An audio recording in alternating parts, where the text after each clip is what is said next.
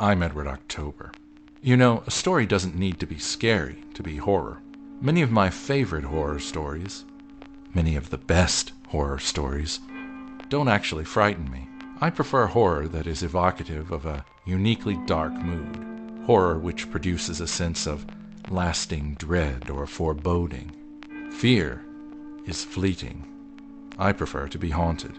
That's why at OctoberPod we endeavor to haunt your headphones pleasantly. Twice each month, we'll tell you a grim bedtime story or create a mood of dread and foreboding to make your comfortable seat by the fire all the more cozy. New videos drop on our YouTube channel, OctoberPod Home Video, on the first and third Tuesday of each month, and our companion podcast, OctoberPod AM, drops curated compilations of our favorite stories on the second and fourth Tuesday of each month, wherever you listen to podcasts. Find all our links at octoberpodvhs.com. Why don't you join us? For horror stories of impeccable taste, choose OctoberPod, retro horror for bold individualists. You're only given a little spark of madness. Followed Mr. Carpenter. What he saw couldn't have been a dream. It was too real. But it couldn't have been true either. It was too deliciously frightful. Frank, that's yesterday. Old times are only good when you've had them. Night after night, all alone. Daddy's all pent up. Let's freak. Irrational thought. Everyone in this room is now dumber for having listened to it. Why, hello. And welcome to episode 1, season 1 of the Film Spark podcast. And if you've been around for a while, you're probably like, what the fuck is this bitch on about? You guys have been around for ages. This isn't episode 1. And to that I say, fuck you, stop keeping tabs on me. No, I'm joking. For those of you who have been along for the long haul, Gru 2 or the Gruesome Twosome movie review is on hiatus. I don't know when Jess will be back. And neither of us wanted this to die. So we have this instead. So the Film Spark podcast is sort of almost like a sister company. Or company. Not a company. A sister podcast to the Gruesome Twosome podcast. When Jess feels she's okay and up to it, we will bring that back, and this, depending on how this goes, this may disappear. We may keep it. We don't know. But for the time being, I'm running it solo, with the help of a few guests here and there. I hope you enjoy it. For those of you who are brand spanking new to the podcast, my name is Ebony. I'm Australian, as you can probably tell, with this horrendous accent. I love movies. I love horror movies. Horror movies are my jam. I love found footage. It's my favorite thing on the planet. But I do, however, enjoy a bit of everything. And as my handy-dandy letterboxd account says, horror is my love, anime is my passion, 90s comedy, appreciate it, and I adore foreign cinema. And that's essentially all you need to know about me, because I am just that boring of a person that it's just all about movies. Well, not really, actually. It's movies and music, but, you know, this is a movie podcast. We're not here to talk about music. That is a whole other kettle of fish that I could be here for days and days and days and days. And I won't do that to you, because I'm boring enough as it is. So with that being said, this very lovely very first episode, season 1. Yes, that's right. We're doing seasons on this one. Gruesome Twosome was just never ending. I decided that rather than putting myself through the ringer and saying, I'm back, I'm here, I'm there, I'm gone, I need a break, I'm going to give myself breaks. Yay, mental health. So there may be breaks between the seasons, or just between the seasons, or there might be breaks within the season, but regardless, we are starting with a season, and it's season 1. Because that's where you start at the beginning. So with that being said, the very first episode, which I'm sure you can tell if you've clicked on this, you've probably seen the cover art, which is for the Australian 2022 horror comedy Sissy. And holy cow, when I say Australian, this film is Australian, and I will get to that shortly. But before I even dive into what this film is about or who's in it, I just want to say that this is an Australian film. I'm an Australian. I'm in Australia. And there was absolutely no fucking promotion for this film. I found out about this film on fucking Twitter, as usual. I saw no promotion. I heard nothing about it. Like, what the fuck are we doing, Australia? This is getting beyond a joke now. Like, half the films that get released around worldwide, we don't get in theaters here as it is. Then you give us, was it an Australian Shudder exclusive, as it says? And you don't even advertise it. Like, this is just beyond a joke. Give us our own movies at least, damn it. Well, going back to the film at hand, Sissy is a 2022 horror comedy absolute banger of a film, to be honest. But it does bring into play one of my most hated sort of types of people on the planet, which would be Instagram influencers. Because of all the terrible fads birthed by the millennial internet, pastel pink gift keyboards, and the phrase Netflix and chill, the Instagram influencer at least makes for a campy archetype on screen, but fuck, it's annoying. Super duper annoying. So the film opens up with her saying, I am loved, I am special, I am enough. And this you will hear throughout the whole entire film, because she is loved, she is special, and she is enough. Which is like her own little mantra, like it just keeps her calm. Super annoying, but whatever. And she's meditating, and you see that she's recording for a YouTube video, and she... oh, her fucking sponsor is like a face mask, but it's called Elon Musk. And I was like, come on. That's hilarious and stupid all in one. But anyway, she's, health guru, wellness guru, whatever the fuck you want to call it. And, she's got 200,000 followers, and she's wanting to, up her game. She's wanting more people. She's wanting more justification of her being real is sort of the gist of it. Because you see throughout the film, she reads her comments, and it's, oh, I love you. I wish you could be this. I wish, it's fake bullshit. It's all fake bullshit. It is all fake bullshit. As someone in the podcast community who is much like the influencer community in relation to the community is not a community at all, it is all fake bullshit. But anyway, she mumbles her way through social interactions and spends her days mostly alone watching reality TV and wolfing down cold pizza, which is, their way of saying, look, she may be an influencer, but she's still relatable. She then goes from her house to the pharmacy, or the local pharmacy, where a chance encounter with an old pal breaks her out of her stupor. Emma was a BFF when she was still in primary school, and you find out Cecilia went by Sissy back then, and for obvious reasons she doesn't actually go by that anymore. Now, to be fair, you do actually get a bit of a background story as to why she doesn't go by that anymore, but who the fuck would want to be called Sissy at fucking 26? No, not happening. In flashback, Cecilia, as she calls herself now, dances to long forgotten noughties pops and crushes on a babyface Jake Gyllenhaal. Relatable. With Emma by her side, both of them making starry-eyed promises to be friends for life, which reminds me so much of my childhood. They have that stupid best friend necklace that, some of us had back in the early thousands, where it was the heart split in two. I had one of these as well with a girl that I absolutely despise now, which I find quite hilarious. But anyway, cutting back into present day, the pair lost touch. Emma's like, oh my god, we were besties, you have to come to my hens weekend, and you have to come to my engagement party and whatever else. So before long, they're bundling up with the rest of the gang, Emma's fiance, and a ragtag group of friends that includes Yerin Hart and a supremely saucy Daniel Monks, which is kind of strange. I spent the whole film trying to figure out where the hell I knew him from, and I googled it, and I don't know him from fucking anything. But he's so familiar, his face. I feel like I've seen him on Australian TV before, but I don't know how. I don't know if he has a long-lost twin. I don't know if he just has one of those faces. But, yeah, it's just, I don't know, it just irritated me the whole film that, I don't know him from anything, yet he looked like I knew him from everything.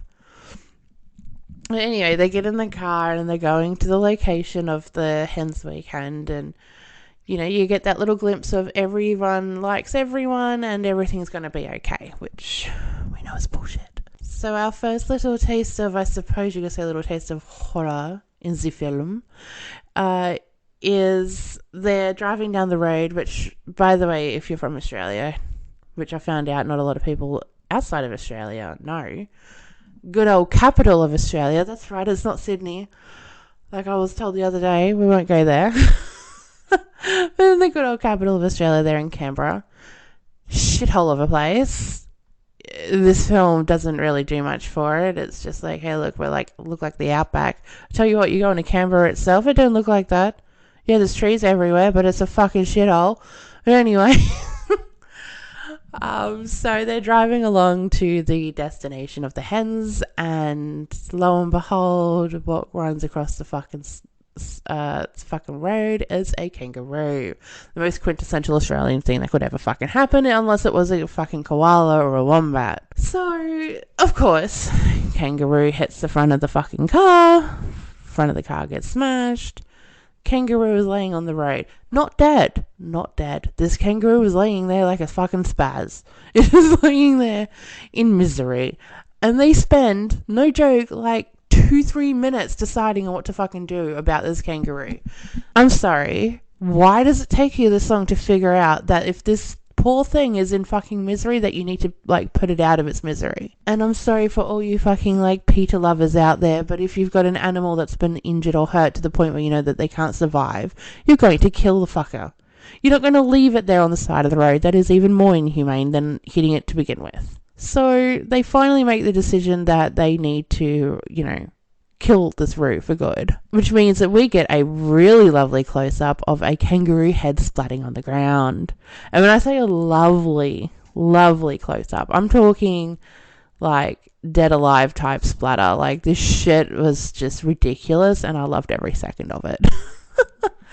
But anyway, they finally get past that fucking scene, and they arrive to the most beautiful house in the middle of Canberra, which must be the only fucking nice one out there, because who fucking wants to live in Canberra? Shithole. Anyway.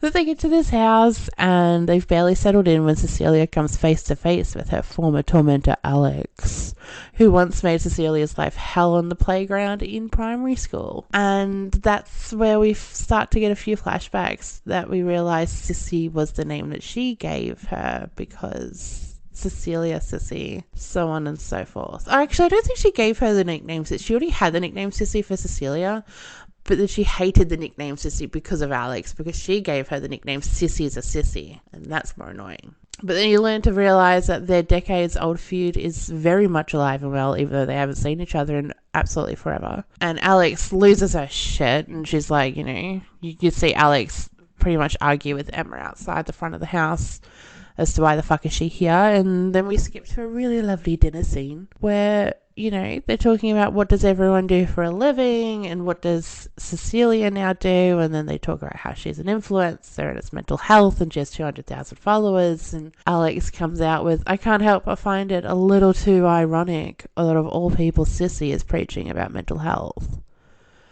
And Cecilia's resolve buckles. She retreats through tears to the bathroom, trying unsuccessfully to soothe herself with her own quack remedies. Which brings us back to the good old chant from the start of the film. I am loved. I am special. I am enough. Which you will hear many, many, many times throughout this film. But eventually, as the movie goes on, you start to see the cracks in Cecilia's little persona and just how crazy this bitch really is. Because not only does she snaps in gory fashion, which, is brilliant for us. We get some really good splatter and some interesting kill scenes in this film, but this bitch be full out crazy. Like, this bitch, she needs, I get the self-help, but my god, does she need to get herself some self-help and go to the fucking therapist, because fuck this bitch. So essentially throughout the film we're just watching a girl who is an online self-help influencer completely lose her marbles and start to kill everyone around her. But it is in the best way possible. And you might see it as a perverse coming-of-age film where the influencer who faced with the offline world finally understands the value of life and death. And out in the Australian bush, Cecilia is free to carry out her grisly rampage with little consequence, executing her new companions with hyperbolic glee. which, you know, when you're in the middle of fucking nowhere, like a shithole like Canberra, you can get away with a lot of shit. In the end, Sissy is certainly light on theme, but many of its grand aims slowly unravel as the film progresses. It doesn't quite commit to its meditation on the aftershocks of childhood trauma, nor does Emma and Cecilia's once obsessive friendship ever reach its queer potential. But more successful are its gags at the wellness industry's expense.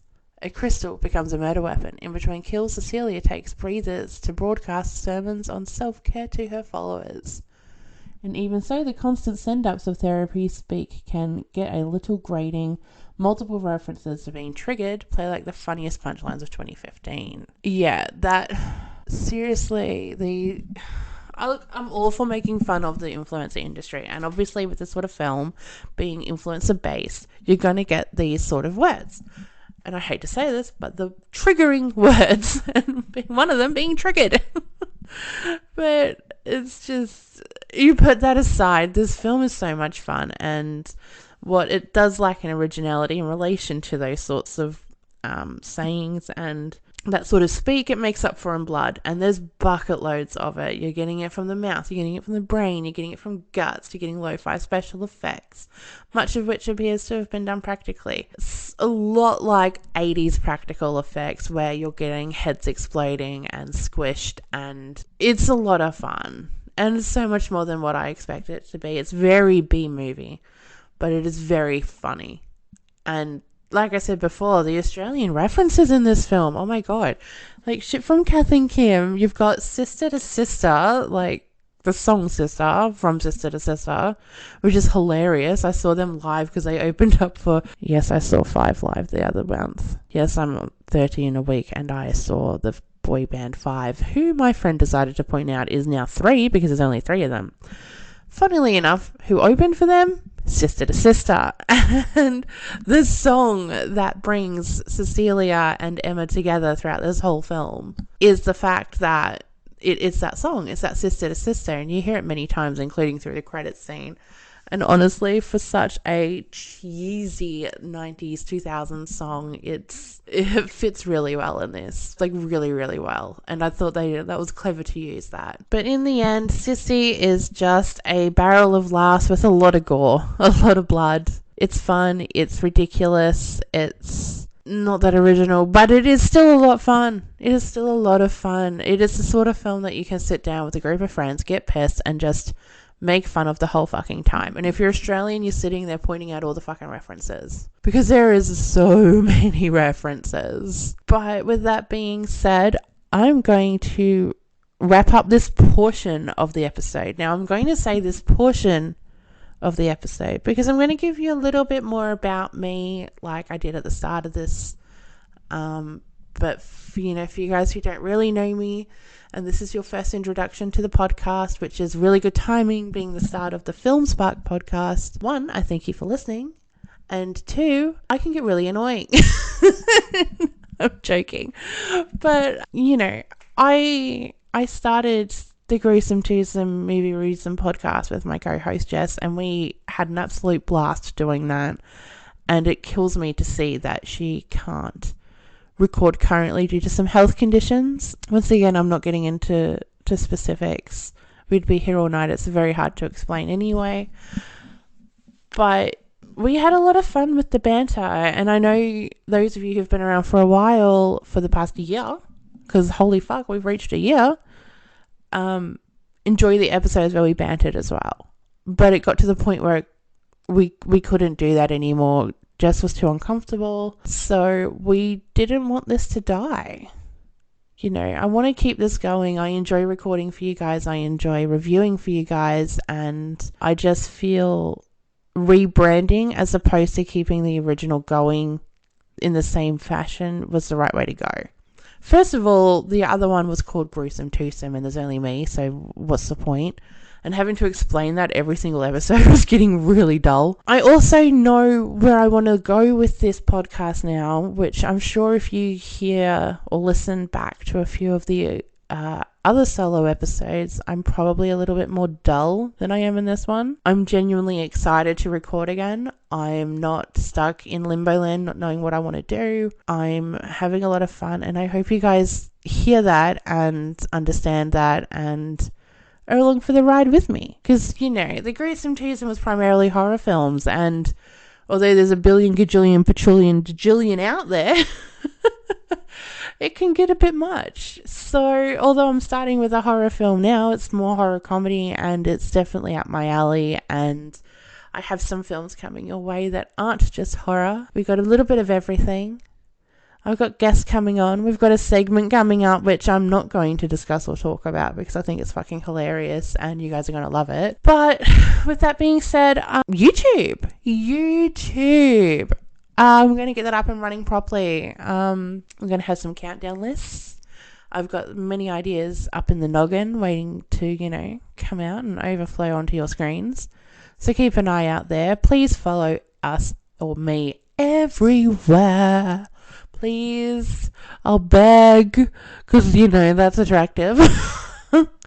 But you can follow me at Film Spark Podcast pretty much everywhere. Most platforms, it's film_spark_podcast. The link tree is linktr.ee/filmsparkpod, one word. But yeah, follow us. We now have a mascot. We didn't really have that with Gru 2 because, the whole thing was that we were like witches or whatnot. But, Film Spark Pod has Potty the Panda, which we all decided on Twitter. So if you want to be included in on the fun, come follow us on Twitter at film_spark_pod. Always welcome. Love more people. But until then, I hope you've enjoyed this episode. And keep an eye out for the next one. Until then, bye-bye. Listening to the Film Spark podcast for all your film needs and more. Like what you heard? Give us a shot. Follow us on Spotify, Apple, Good Pods and more, or follow the socials at film_spark_pod. You know what? Just follow us on everything. Check out the link tree. linktr.ee/filmsparkpod. Find us, follow us, give us a shout. We always want to hear from you.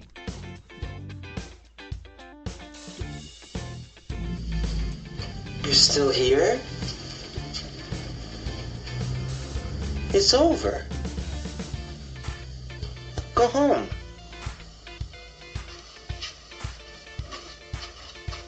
Go.